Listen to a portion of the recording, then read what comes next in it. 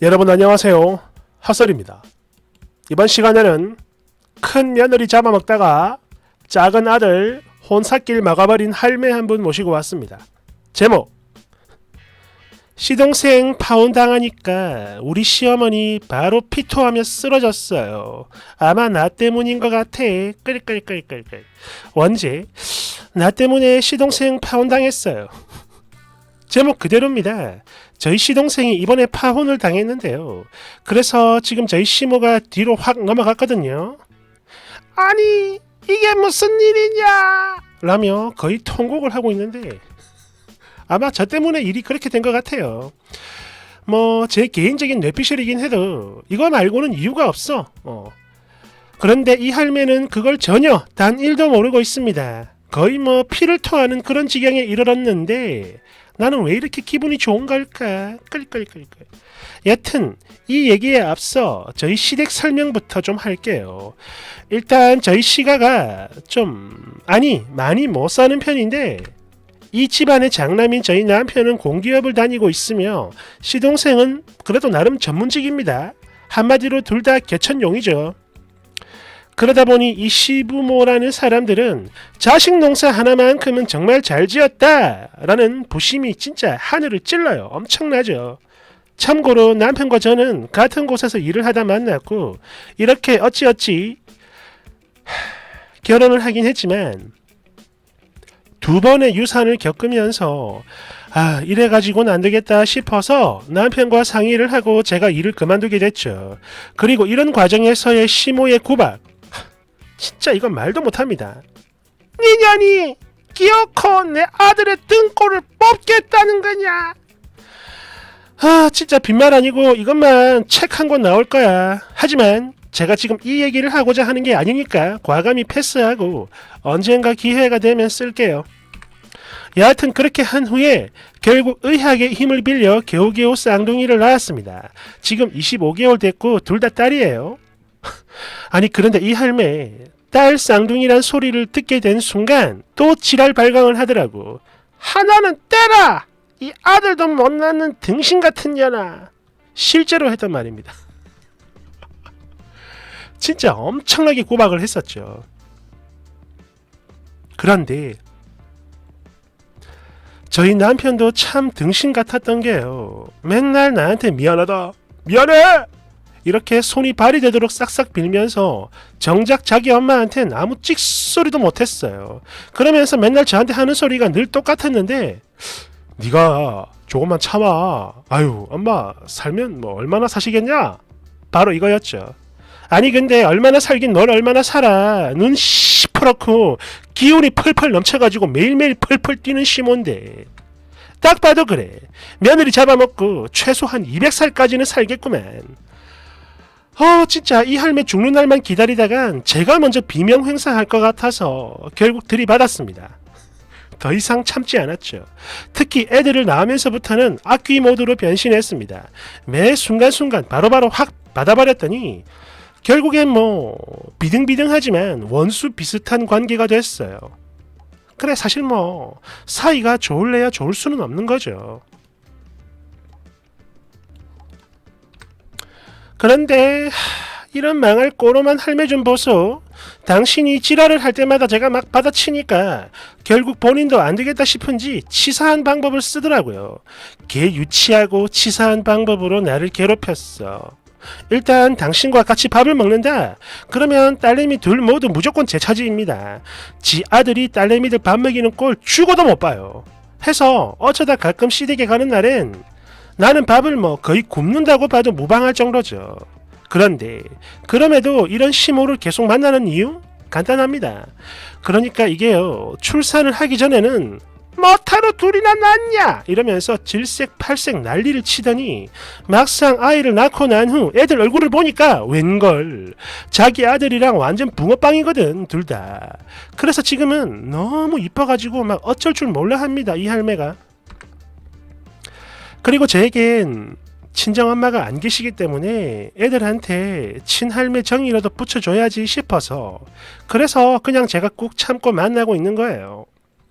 여튼 말대꾸 따박따박 다 하고 살아서 그런지 이제는 뭐 그냥저냥 적어도 어떤 스트레스는 안 쌓입니다. 그랬는데 이런 상황에서 저희 시동생이 결혼을 하고 싶다며 여자 한 명을 데리고 왔네요. 가족들 모두에게 보이고 싶다고 일부러 저희 부부가 같이 있을 때 그때 집으로 데리고 왔었어요. 딱 보니 그랬습니다. 유복한 집에서 참하게 큰 아리따운 아가씨, 외동딸에다 음악을 전공했다고 했었나? 아이고 참 이쁘고 고상하기도 해라. 여튼 가만히 보니까 순한 인상에 귀티도 제법 흐르고 그런 만큼 제 보기에도 엄청 괜찮은 아가씨였거든요. 그런데 이게 시어머니도 그랬어요. 당신 마음에도 쏙 들었나 봅니다. 아니 설령 뭐 당신 마음에 안 든다 해도 어쩔 수는 없었을 거야. 왜냐? 시어머니 본인한테 작은 아들은 곧 예수이고 알라니까요. 거역을 못하죠. 우리 아들 최고! 여하튼 그렇게 첫 인사를 하고 다시 얼마간의 시간이 지난 후에 정식 상견례 날짜를 잡았는데요. 그런데 아니 자꾸만 나도 거길 가야 한다는 거야. 가기 싫은데. 아니 그럼 또 애들은 어쩌고. 그래서 애들을 대신 봐줄 사람이 없어. 그러니 나는 다음에 그냥 따로 인사를 드릴게 라며 최대한 사양을 했는데 헐, 그 집안 어른들이 저를 꼭 보고 싶어 한다? 뭐 이런 소리를 했다는 겁니다. 아니 그냥 모든 가족을 다 보고 싶다 뭐 이런 말을 했대요. 그래서 뭐 어쩌겠어. 할 수 없이 그냥 우르르르르 갔죠. 아니 근데 내가 거기 있어 본들 뭐 별 수 있겠습니까?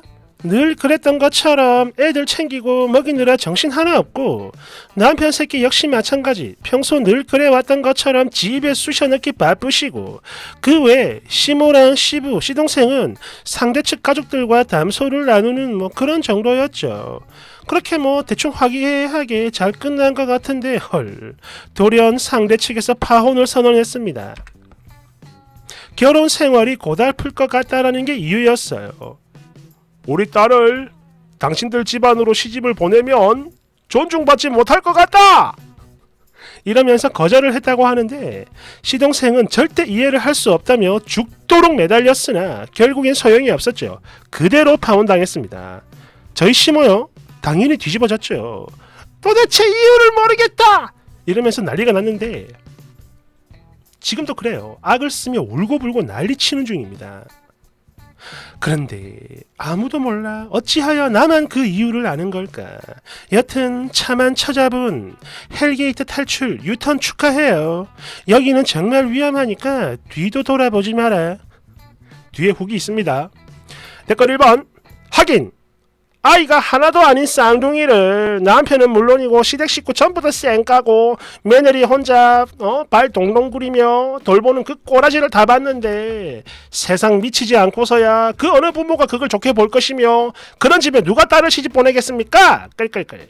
2번 야, 그 여자네 부모님이 진짜 현명하다. 상견례는 본 뒤 예의를 차리는 자리다 보니까 평소 본 모습을 보기는 참 힘든 법인데 보니까 일부러 큰 며느리 보고 싶다고 한 거네요.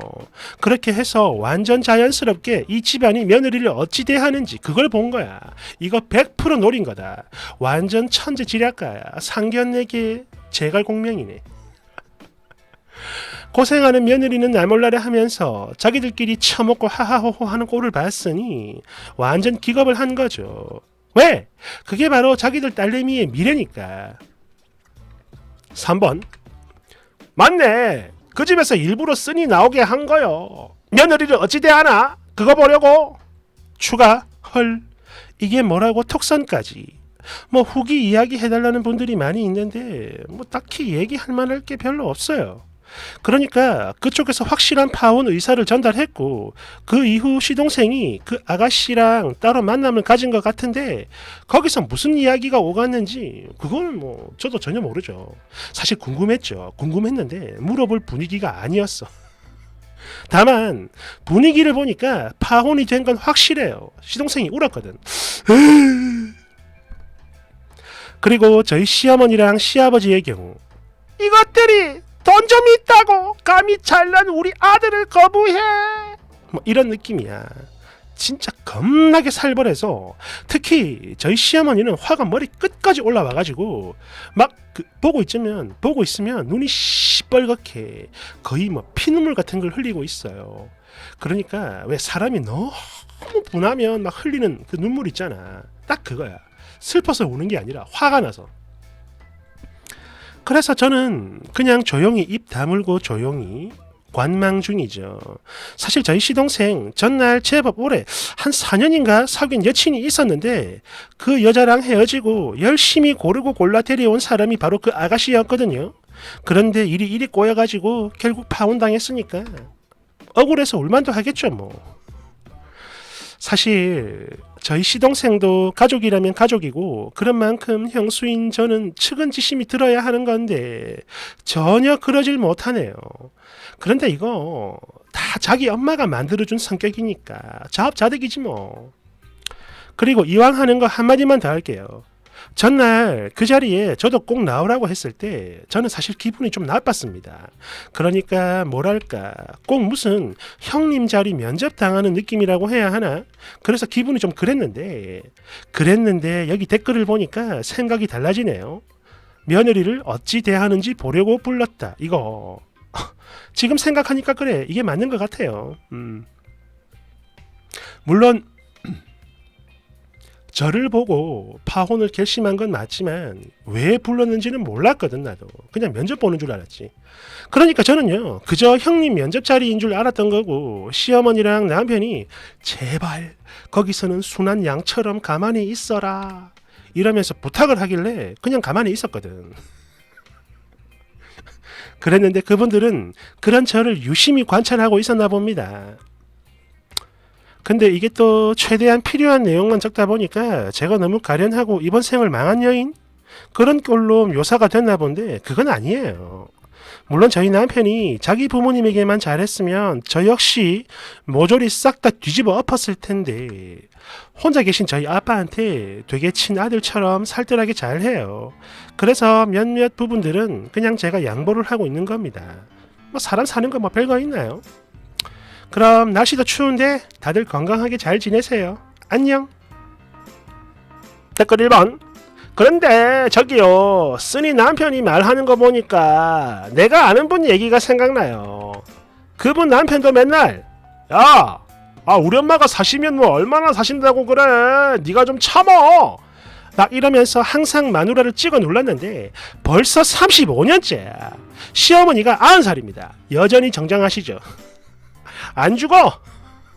2번 끌끌끌 진짜 상견례의 신이구만 신. 그런데 아버지를 잘 챙긴다고 하니까 그걸로 참고 사는 것 같아요. 3번 솔직히 저런 남자랑은 절대 결혼하는 거 아니죠. 이거는 그냥 쓰니가 보살이야. 아무리 내 부모한테 잘해도 시부모가 저런 자리라면 그 남자는 결국 똥차 오브 똥차일 뿐입니다. 나는 안 돼. 4번 아니 왕따 가해자들도 자기 가족들 앞에선 착한 척 코스프레 하는데 진짜 멍청한 집안이구만. 아니 어쩌면 왕따 가해자들보다 머리가 안 돌아가냐. 깔깔깔깔. 며느리가 찬밥 신세인걸 아예 자각조차 못한 채 당연시하고 살았던 건가? 그런 건가? 그러니까 거기서 가식도 못 드는 거야. 아우 똥멍청이들 꽃이다. 팅. 5번 제발 조용히 해달라고 해서 조용히 해준 거 그게 결국 시부모한테는 독이 됐네요. 끌끌끌끌. 야 언젠가 예전에도 이거랑 비슷한 사연 한번 올라온 적이 있었는데 이런 스타일의 사연들이 몇 개 있죠. 그 집안 딸내미 대하는 걸 보고 상견례 자리에서 파혼하거나 그 자리에서 파혼하거나 그런 경우도 있고 뭐 신호를 주는 경우도 있고 혹은 형님 될 사람 아니면 동서 될 사람 그 대하는 걸 보고 또 파혼을 하는 경우도 있고. 이게 방금 마지막 댓글에도 나왔지만 너무 이런 걸 당연시하고 사니까 그렇지 가식도 못 드는 거야. 이게 생각조차를 못 하는 거죠. 조심도 못 하는 거야. 망했죠. 축하합니다. 고마워요.